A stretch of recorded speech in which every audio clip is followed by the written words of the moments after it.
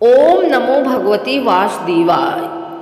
प्रभु श्री हरि विष्णु की असीम कृपा से आज हम आप सभी को माघ मास के शुक्ल पक्ष की पावन जया एकादशी व्रत कथा सुनाने जा रहे हैं। यह वही दिव्य एकादशी है जिसका स्मरण मात्र करने से मनुष्य के पाप, भय और पिशाच योनि तक का नाश हो जाता है। शास्त्रों में वर्णित है कि जो श्रद्धा, नियम और भक्ति भाव से जया एकादशी का व्रत करता है उसे भगवान श्री विष्णु की विशेष कृपा प्राप्त होती है और उसका जीवन सुख शांति एवं मोक्ष मार्ग की ओर अग्रसर होता है। अतः हे भक्तजनों, कथा आरंभ करने से पूर्व मन, वचन और कर्म से भगवान श्री हरि का ध्यान करें और एकाग्रचित होकर इस पावन कथा का श्रवण करें। जय श्री हरि विष्णु, जय एकादशी माता। आइए सुनते हैं जया एकादशी की कथा। गांडीवधारी अर्जुन ने कहा, हे भगवान, अब कृपा कर आप मुझे माघ माह के शुक्ल पक्ष की एकादशी के संबंध में भी विस्तार पूर्वक बताएं। शुक्ल पक्ष की एकादशी में किस देवता का पूजन करना चाहिए तथा इस एकादशी के व्रत की क्या कथा है, उसके करने से किस फल की प्राप्ति होती है। भगवान श्री कृष्ण ने कहा, हे अर्जुन, माघ माह के शुक्ल पक्ष की एकादशी को जया एकादशी कहते हैं। इस एकादशी के उपवास से मनुष्य भूत, प्रेत आदि की योनि से छूट जाता है। अतः इस एकादशी के उपवास को विधि अनुसार करना चाहिए। अब मैं तुमसे जया एकादशी के व्रत की कथा कहता हूँ, ध्यान पूर्वक श्रवण करो। एक बार देवताओं के राजा इंद्र नंदनवन में भ्रमण कर रहे थे। चारों तरफ किसी उत्सव का सा माहौल था। गांधर्व गा रहे थे और गंधर्व कन्याएं नृत्य कर रही थी। वहीं पुष्पवती नामक गंधर्व कन्या ने माल्यवान नामक गंधर्व को देखा और उस पर आसक्त होकर अपने हाव भाव से उसे रिझाने का प्रयास करने लगी। माल्यवान भी उस गंधर्व कन्या पर आसक्त होकर अपने गायन का सुर ताल भूल गया। इससे संगीत की लय टूट गई और संगीत का सारा आनंद बिगड़ गया। सभा में उपस्थित देवगणों को यह बहुत बुरा लगा। यह देखकर देवेंद्र भी रुष्ट हो गए। संगीत एक पवित्र साधना है। इस साधना को भ्रष्ट करना पाप है। अतः क्रोधवश इंद्र ने पुष्पवती तथा माल्यवान को श्राप दे दिया। संगीत की साधना को अपवित्र करने वाले माल्यवान और पुष्पवती, तुमने देवी सरस्वती का घोर अपमान किया है।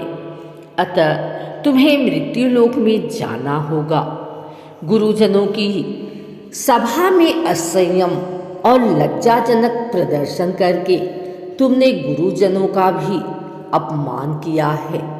इसलिए इंद्रलोक में तुम्हारा रहना अब वर्जित है। अब तुम अधम प्रेत और संयमी का सा जीवन बिताओगे। देवेंद्र का श्राप सुन के वे अत्यंत दुखी हुए और हिमालय पर्वत पर प्रेत योनि में दुखपूर्वक जीवन यापन करने लगे। उन्हें गंधरस, स्पर्श आदि का तनिक भी बोध नहीं था। वहीं उन्हें असहनीय दुख सहने पड़ रहे थे। रात दिन में उन्हें एक क्षण के लिए भी नींद नहीं आती थी। उस स्थान का वातावरण अत्यंत शीतल था, जिसके कारण उनके रोए खड़े हो जाते थे, हाथ पैर सुन पड़ जाते थे, दांत बजने लगते थे। एक दिन उस प्रेत ने अपनी स्त्री से कहा, न मालूम हमने पिछले जन्म में कौन से पाप किए हैं जिसके कारण हमें इतनी दुखदाई यह प्रेत योनि प्राप्त हुई है। प्रेत योनि से नरक के दुख सहना कहीं ज्यादा उत्तम है। इसी प्रकार के अनेक विचारों को कहते हुए अपने दिन व्यतीत करने लगे। भगवान की कृपा से एक बार माघ के शुक्ल पक्ष की जया एकादशी के दिन इन दोनों ने कुछ भी भोजन नहीं किया और न ही कोई पाप कर्म किया। उस दिन मात्र फल फूल खाकर दिन व्यतीत किया और महान दुख के साथ पीपल के वृक्ष के नीचे विश्राम करने लगे। उस दिन सूर्य भगवान अस्ताचल को जा रहे थे। वह रात इन दोनों ने एक दूसरे से सटकर बड़ी कठिनता से काटी। दूसरे दिन प्रातःकाल होते ही प्रभु की कृपा से इनकी प्रेत योनि से मुक्ति हो गई और पुनः अपनी अत्यंत सुंदर अप्सरा और गंधर्व की देह धारण करके तथा सुंदर वस्त्रों आभूषणों से अलंकृत होकर दोनों स्वर्गलोक को चले गए। उस समय आकाश में देवगण तथा गंधर्व इनकी स्तुति करने लगे। नागलोक में जाकर इन दोनों ने देवेंद्र को दंडवत किया। देवेंद्र को भी उन्हें उनके रूप में देखकर महान विस्मय हुआ और उन्होंने पूछा, तुम्हें प्रेत योनि से किस प्रकार मुक्ति मिली? उसका पूरा वृतांत मुझे भी बताओ। देवेंद्र की बात सुन माल्यवान ने कहा, हे देवताओं के राजा इंद्र, श्री हरि की कृपा तथा जया एकादशी के व्रत के पुण्य से हमें प्रेत योनि से मुक्ति मिली है।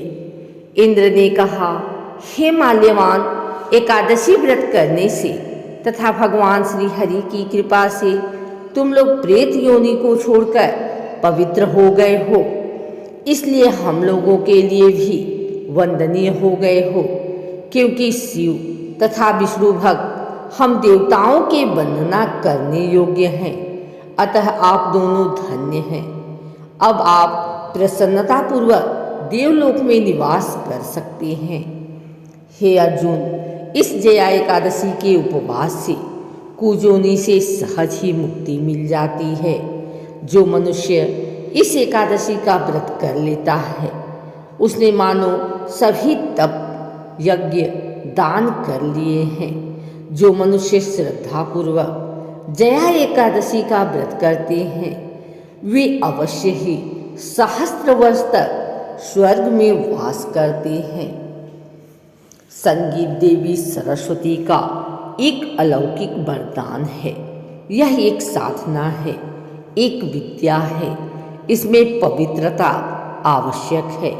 फिर जिस सभा में अपने से बड़े गुरुजन आदि उपस्थित हों वहाँ प्राणी को संयम और मर्यादा को बनाए रखना चाहिए ताकि गुरुजनों का अपमान न हो, उनका सम्मान बना रहे।